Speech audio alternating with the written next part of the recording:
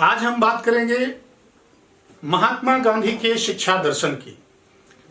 महात्मा गांधी, जिनका बचपन का नाम मोहनदास करमचंद गांधी था। मोहनदास करमचंद गांधी का जन्म 2 अक्टूबर 1869 में काठियावाड़ के पोरबंदर नामक स्थान में हुआ। इनके पिता पोरबंदर के दीवान थे और जो आगे चलकर राजकोट के दीवान बने। इसी कारण महात्मा गांधी की जो संपूर्ण शिक्षा राजकोट में हुई। राजकोट में इन्हें धर्म और आध्यात्मिकता की शिक्षा प्राप्त नहीं हुई, परंतु इन्होंने समाज और सदाचार से जुड़कर और आध्यात्म से जुड़कर धर्म, संस्कृति और आध्यात्म की शिक्षा प्राप्त की। गांधी जी के शिक्षा दर्शन में के 5 सिद्धांत थे। पहला सिद्धांत था सत्य, अर्थात व्यक्ति को हमेशा सत्य के मार्ग पर चलना चाहिए। सदा सत्य बोलिए, कभी किसी बात के लिए मिथ्या अभिव्यक्ति नहीं करनी चाहिए। अहिंसा, अहिंसा का तात्पर्य है बुराइयों का त्याग करना, अर्थात व्यक्ति के अंदर जो भी बुराइयां हैं, वो चाहे अशिक्षा की हो, चाहे भेदभाव की हो, चाहे छोटे बड़े की भावना की हो, या किसी के प्रति अशिष्ट भाव की, ऐसी भावनाओं का त्याग करना ही अहिंसा कहलाती है। अपरिग्रह, अपरिग्रह का तात्पर्य है कि किसी भी भोग विलास की वस्तुओं का परित्याग करना, अर्थात व्यक्ति का जीवन भोग विलास के लिए नहीं बना। भोग विलास की चीजों का त्याग करते हुए अपना जीवन आध्यात्म, शिष्टाचार, धार्मिकता के लिए गुजारना। निर्भीकता, निर्भीकता का तात्पर्य है कि हमेशा व्यक्ति को निडर होकर समाज में बुराइयों का सामना करना चाहिए। किसी भी बुराई के लिए व्यक्ति को निर्भीक रहना चाहिए। इस बात के लिए कतई नहीं डरना चाहिए कि मेरे साथ क्या हो सकता है। अगर बात सत्य है तो उस बात को रखने के लिए निर्भीक रहकर ही कार्य करना चाहिए। सत्याग्रह, सत्याग्रह का तात्पर्य है सत्य के लिए आग्रह, अर्थात हमारे स्वभाव में या हमारे विचारों के अनुसार यदि कोई बात सत्य है तो वो बात हम एक आग्रह पूर्वक किसी के सामने प्रस्तुत करें। क्योंकि बहुत सी चीजें होती हैं व्यक्ति के जीवन में, व्यक्ति को ऐसा लगता है कि ये बात सत्य नहीं है, लेकिन लोग, हम या अन्य लोग क्या गलती करते हैं कि हम अपनी बात को जबरदस्ती रखने का प्रयास करते हैं, तो वो सत्याग्रह नहीं कहलाता। बल्कि सत्याग्रह का तात्पर्य है कि अगर हमें अपनी बात सही लगती है तो उस सही बात के लिए हम दूसरे से अपनी बात के लिए आग्रह करें कि नहीं, ये बात हमारी सत्य है। ये कहलाती है सत्याग्रह। मोहनदास करमचंद गांधी को बापू की उपाधि सुभाष चंद्र बोस ने दी थी। सबसे पहले सुभाष चंद्र बोस ने ही इन्हें बापू के नाम से पुकारा और इसी कारण इन्हें बापू के नाम से जाना गया। मोहनदास करमचंद गांधी ने 15 अगस्त 1947 को भारत को आजाद कराया और भारत की आजादी के पश्चात भारत और पाकिस्तान के बंटवारे को लेकर जो विवादास्पद स्थिति खड़ी हुई, उसी से प्रभावित होकर 30 जनवरी 1948 को नाथूराम गोडसे ने महात्मा गांधी की हत्या कर दी। शिक्षा के सिद्धांतों की बात करें तो गांधी जी की शिक्षा का पहला सिद्धांत बालक का चारित्रिक, मानसिक व शारीरिक विकास, अर्थात गांधी जी के अनुसार शिक्षा ऐसी होनी चाहिए जिस शिक्षा के द्वारा बालक का चारित्रिक विकास हो, बालक का मानसिक विकास हो और बालक का शारीरिक विकास हो। अर्थात स्वस्थ शरीर में ही स्वस्थ मन का निर्माण होता है। इस धारणा के आधार पर बालक को ऐसी शिक्षा प्रदान की जानी चाहिए कि बालक शिक्षा के द्वारा ही शारीरिक विकास भी कर सके, मानसिक विकास भी कर सके और उसका चारित्रिक विकास भी हो सके।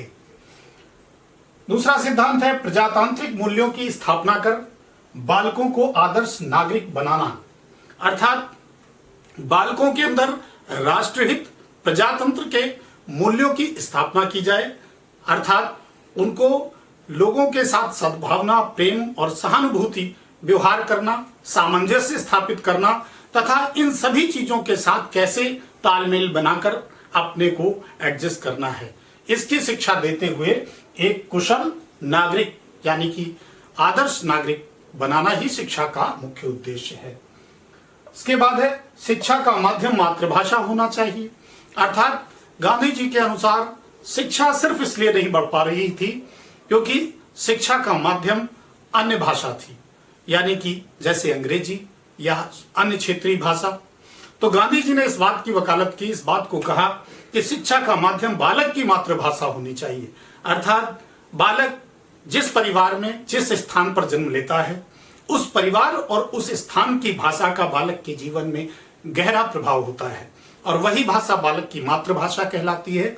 तो बालक को जो भी शिक्षा दी जाए प्रारंभिक स्तर से, वो बालक की मातृभाषा की हो, जिससे बालक आसानी से सीख सके।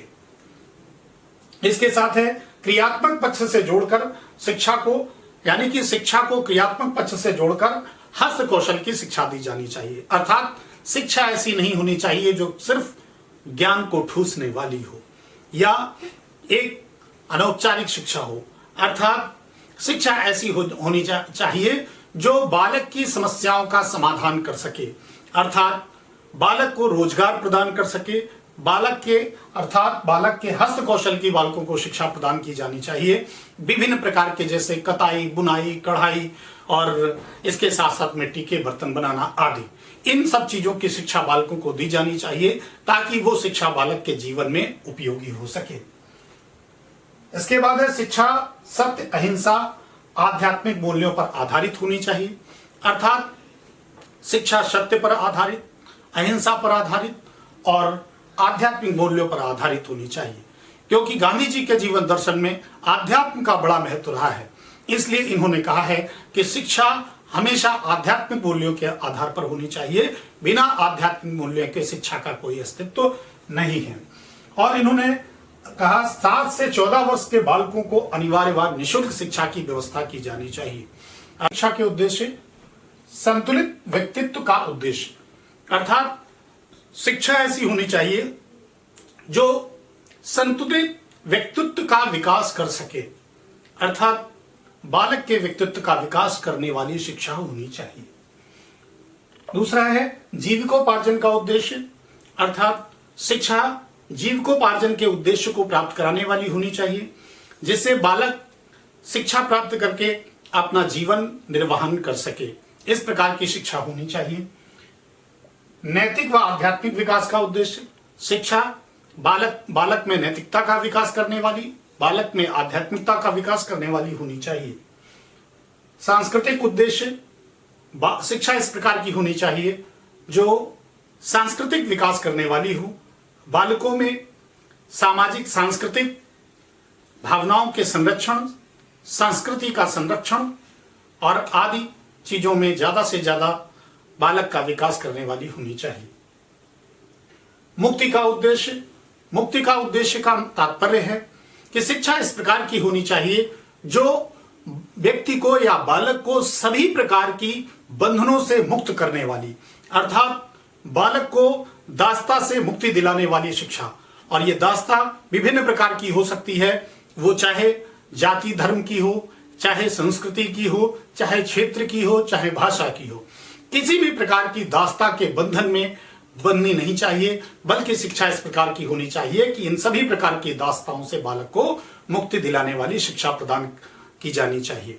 इसके साथ साथ महात्मा गांधी ने पाठ्यक्रम में ये बात कही कि पाठ्यक्रम में बुनियादी शिक्षा को शामिल किया जाए, अर्थात हस्त कौशलों की शिक्षा, विभिन्न प्रकार के कताई, बुनाई, सिलाई और दस्तकारी, मिट्टी के बर्तन बनाना आदि कौशलों की शिक्षा दी जानी चाहिए। और इसके साथ साथ सामाजिक विकास के लिए, सामाजिक आवश्यकताओं के लिए शिक्षा इतिहास, भूगोल, नागरिक शास्त्र की होनी चाहिए।